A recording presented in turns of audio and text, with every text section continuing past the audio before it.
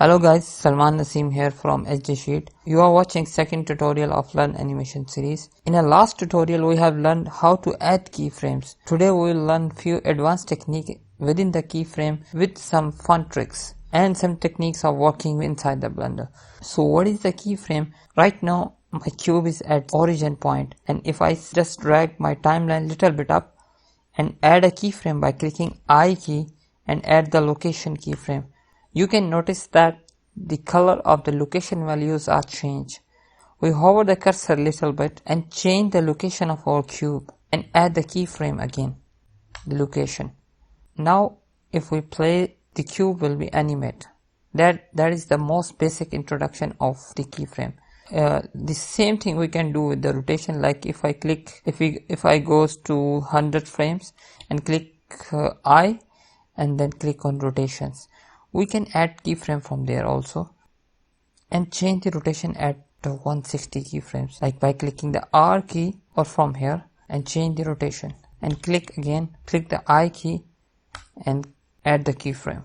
Once we add that, you can check that our cube will be rotate after this keyframe will pass. Lastly, we'll try with the scale also. Just click the I key and select the scale and go to 200 frames and change the size of our cube and hit the I button again. Now that is what we have after adding all these keyframes. Last but not least, we can add the combination of any two properties like the location, rotation, or rotation scales or anything. We can combine all three basic properties. To do that, I have changed the scale little bit, change the location, and rotate little bit our cube so we can notice all the differences. And once it's done, we'll click I again and select location, rotation, scales. That means all the basic properties like the location, rotation, and scales have keyframe. We can check. That is what we have right now. I'll just hide this cube, click Shift A, add another one, and switch on to animation workflow.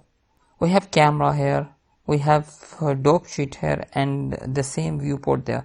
And don't get confused because of the T menu. Just click there, just drag that there, and you will get the T menu. We'll add the keyframe at the y-axis. Just click the dot at there. We'll add the keyframe just on y-axis and move our cursor to the 100 frames and change the location of our cube at y-axis and add the keyframe. We can see we have the representation of our keyframe at our dope sheet. To check more clearly, we select from here and click on graph editor. On a graph editor, we have the graphical representation of our keyframe. We can select the keyframe and change the location according to our requirement. For example, now the cube can move more faster than before. Secondly, we can play with the line which directly affect our animation. I'll bring back here to have more precise look. You can check that the cube goes there and come back.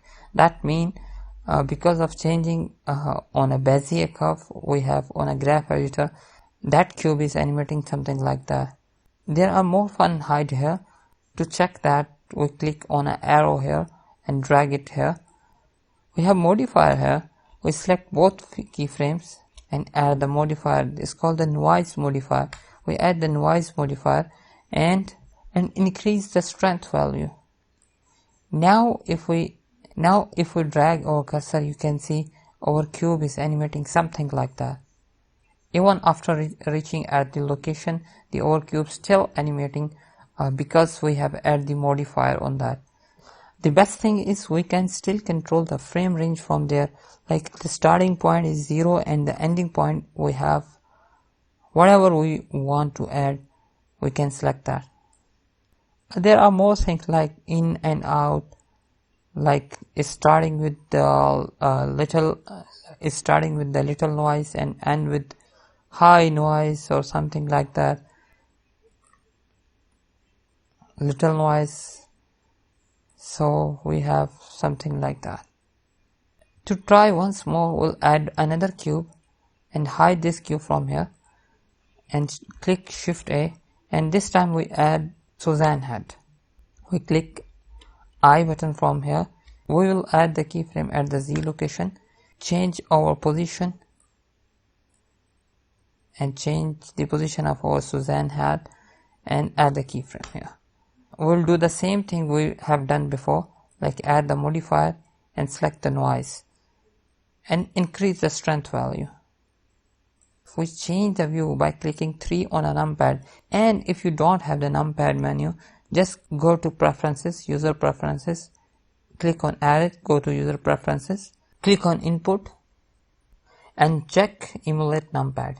That will shift all the control from your numpad menu to the numeric value of your keyboard. Now if we select one key, that will goes to front orthographic views, and the 3 keys that will take you to the right view. And now if we check, we can see animation more clearly what we have done already. That is the fun thing. Just try it with the rotation and the scale, and feel free to comment if you have any problem within that tutorial. Thanks for watching. See you next time.